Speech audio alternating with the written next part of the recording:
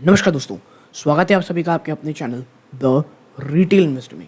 यहाँ पर दोस्तों जिस स्टॉक की चर्चा करने वाला हूँ वो आपकी स्क्रीन में दिख रहा होगा। स्टॉक का नाम है एक्साइड इंडस्ट्रीज लिमिटेड और आप देखेंगे तो ये स्टॉक मोर देन 24% की आपको एक समय में गिरावट दिखा चुका है और वहाँ से अब थोड़ा आप कह सकते हैं सपोर्ट बनाते हुए और हल्का हल्का ऊपर जाते हुए दिखाई दे रहा है दोस्तों।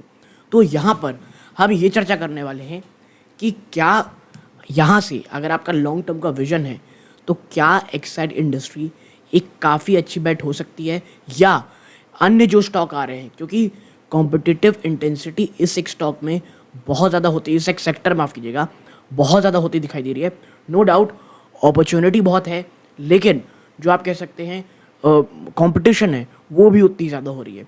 तो इस एक स्टॉक स्पेसिफिक में हम लोग चर्चा करने वाले हैं। तुरंत से तुरंत प्लीज़ वीडियो को लाइक कर दें ताकि यूट्यूब और को रिकमेंड करे, और अगर पहली बार आए हैं तो चैनल को सब्सक्राइब ज़रूर कीजिएगा दोस्तों। ओके, तो अब चलते हैं एक्साइड इंडस्ट्रीज़ की तरफ। देखिए, ये मैं वीडियो रिकॉर्ड कर रहा हूँ 10 तारीख को, जब इसका जो आप कह सकते हैं बाजार बंद हो चुका है। स्टॉक 1.10% की तेज़ी दिखा है, लेकिन जब आप पिछले एक साल में देखते हो ना, स्टॉक ने ह्यूमंगस फॉल दिखाया है ऊपरी स्तरों पे, ठीक है। और आप देखेंगे ऊपरी स्तरों से मोर देन 17 गिरावट हुई। और ये मैं ह्यूमंगस क्यों कह रहा हूँ, आपको लगेगा ये तो बिल्कुल भी नहीं गिरा है, लेकिन ये ह्यूमंगस इसलिए है क्योंकि इसके सामने एक स्टॉक है अमारा राजा। उसने जिस प्रकार के रिटर्न दिए हैं वो अपने आप में फिनोमिनल है, ठीक है। तो अमर राजा के मुकाबले ना ये स्टॉक 17% टूट चुका है। और इसके साथ ही साथ दोस्तों इस स्टॉक ने एक आप कह सकते हैं जो एक बड़ा सपोर्ट जोन है, देखिए जो 500 है उसके नीचे तो ये चला ही आया है। उसके बाद आप देखेंगे ये एक बहुत ही बड़ा सपोर्ट रेंज है। ये कौन सा रेंज है आप देखिए यहाँ पे, ये देखिए 450, फिर है 450, ये 445 और ये है 450।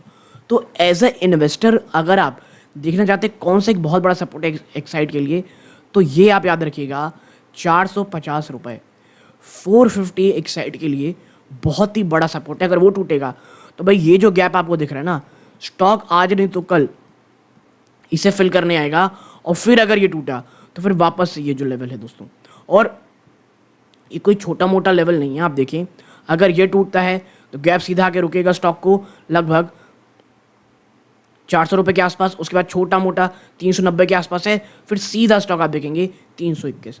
तो जैसा कि आपको ये दिख रहा है स्टॉक के लिए 400 से लेकर के 450 ये एक मुझे लगता है शानदार लेवल है। लेकिन एक चीज़ याद रखिएगा, अगर एक्साइड इंडस्ट्री आपको इस लेवल में मिलेगी तो एक ज़रूर चीज़ हो रही होगी, बाज़ार में बहुत ज़्यादा क्रैश का माहौल चल रहा होगा।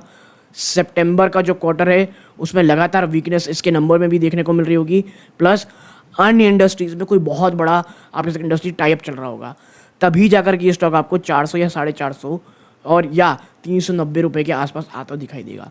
डिस्क्लोजर के रूप में मैं बता दूं आपको, कुछ ही दिन पहले मैं या मेरी फैमिली मेम्बर ने इस स्टॉक के ऊपर अपनी जो एक्यूमुलेशन है वो स्टार्ट की है। वर्ड ध्यान से रखिएगा, एक्यूमुलेशन, लमसम करके बहुत बड़ा निवेश नहीं किया हमने, बल्कि एक्यूमुलेशन स्टार्ट की है।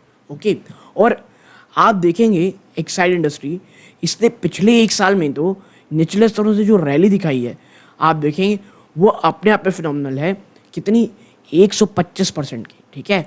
और वो भी आप देखेंगे 7-8 महीने में।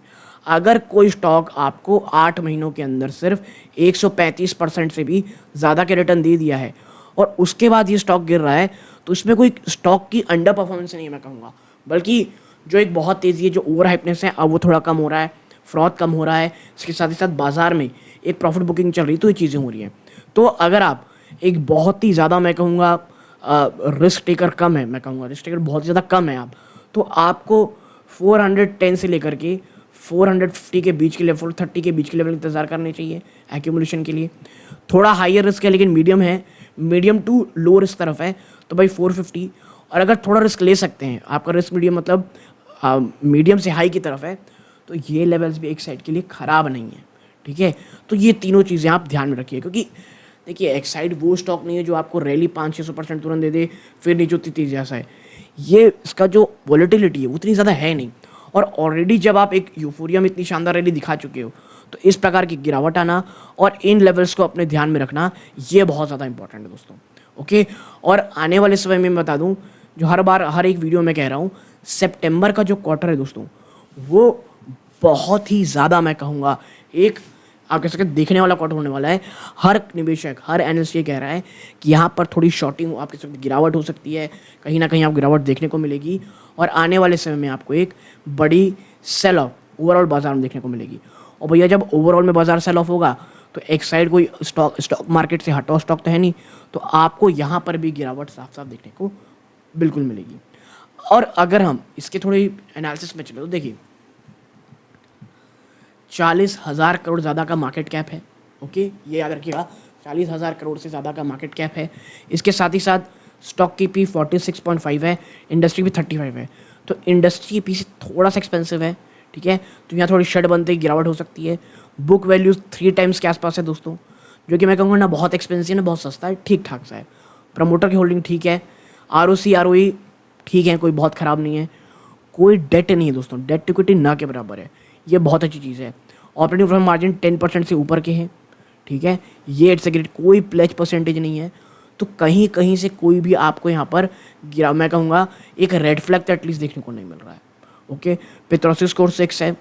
अब आप देखेंगे यहाँ पे कि स्टॉक जो है, आप देखिए अभी अपने 50 डे DMA के ना नीचे ट्रेड कर रहा है और 200 DMA के ऊपर ट्रेड कर रहा है। जब ये स्टॉक इसके नीचे आ जाए तो फिर आप देखेंगे कि कुछ इशू है। देखिए वॉल्यूम्स तो बिल्कुल ना के बराबर चल रहे हैं इसमें। ओके, तो इतना ज़्यादा हमको कोई हैरान होने की ज़रूरत नहीं है, परेशान होने की ज़रूरत नहीं है। बट हाँ, अभी 20 डे EMA के ऊपर है तो चीज़ें अभी अच्छी लग रही हैं, कोई बहुत ज़्यादा गिरावट के चांसेस होते हैं हमको कम दिख रहे हैं। ओके, नीचे चलते हैं। क्वार्टरली नंबर्स अगर आप नज़र डालेंगे तो जून क्वार्टर में 4,436 करोड़ है, जो सेल्स के मामले में ईयर ऑन, और देखिए ये ईयर ऑन ईयर बेसिस का स्टॉक है, ये ज़रूर याद रखिएगा। और जहाँ 224 करोड़ का आपका प्रॉफिट था, वो एक साल बाद थोड़ा घट के 221 करोड़ आ गया है। क्वार्टर ऑन क्वार्टर नोडो शानदार जंप है, लेकिन जो जून क्वार्टर रहता है और जून जो क्वार्टर है उसमें कंपनी इस प्रकार के नंबर दिए हैं, मैं कहूँगा ये ठीक ठाक से नंबर है, ठीक है ना, इतनी गिरावट नहीं कि ऊपर इस तरह से इस प्रकार गिरावट हो जाए। लेकिन जब आपका स्टॉक ऑलरेडी बहुत ज़्यादा चल जाता है ना, जैसे मैंने बताया 8 महीनों में 135%, और आप अगर ऐसे नंबर लाएंगे तो बाज़ार आपसे बेटर एक्सपेक्ट करता है, और यही कारण है आपको थोड़ी बहुत गिरावट देखने को मिल रही है। ओके, तो ये चीज़ें भी आपको ध्यान में ज़रूर से ज़रूर रखनी है दोस्तों। और अगर हम नीचे चलें यहाँ पे, ओके 1 मिनट, रिज़र्व देखें 12,801 करोड़ रुपए का रिज़र्व है।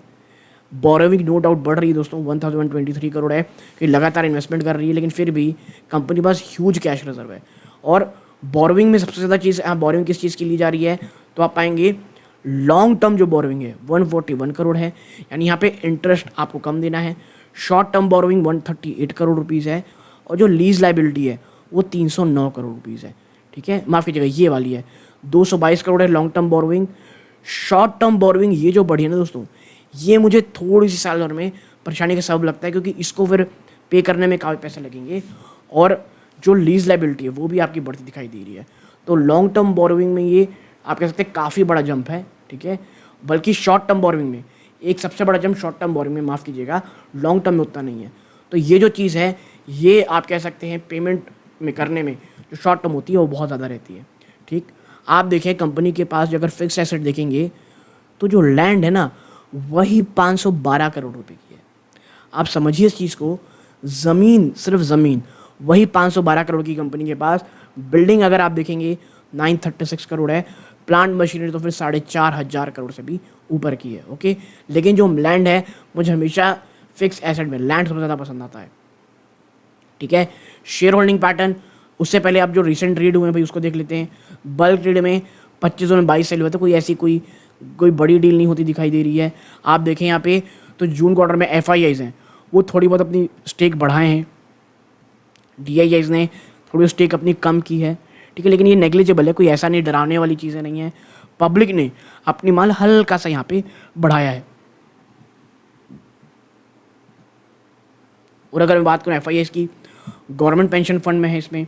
और अगर DIIs की बात करें तो आप पाएंगे, मैं आपको दिखाता हूँ यहाँ पे तमाम जो लोग हैं, कोटक एमर्जी इक्विटी फंड 5% ज़्यादा का स्टेक है। लाइफ इंश्योरेंस कॉर्पोरेशन का नया 1.90% का स्टेक है स्टॉक में। और अगर हम नीचे जाएंगे तो उसके बाद यहाँ पे 1.1% HSBC मिड कैप फंड है, फिर SBI लाइफ इंश्योरेंस का भी इसमें फंड आपको देखने को साफ साफ मिल रहा है। ओके, तो ये इस प्रकार की चीज़ें हैं। और अगर पब्लिक में अगर हम बढ़ाएं तो हैथवे इन्वेस्टमेंट प्राइवेट लिमिटेड ने 4% से ज़्यादा का इसमें स्टेक बना के अपना रखा हुआ है। तो ओवरऑल आप देखेंगे तो कहीं कोई इस प्रकार की प्रॉब्लम नहीं लगती, लेकिन हाँ, जो एक तेज़ी होनी थी उसके बाद जो रिजल्ट आया जून क्वार्टर में, उतना ज़्यादा अच्छा नहीं रहा।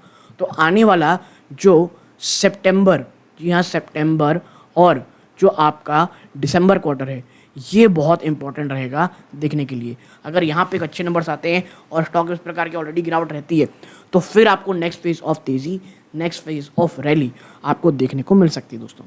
तो आप यहाँ तक जुड़े रहे, बहुत बहुत धन्यवाद। ये इस वीडियो का अंत है। जय हिंद दोस्तों।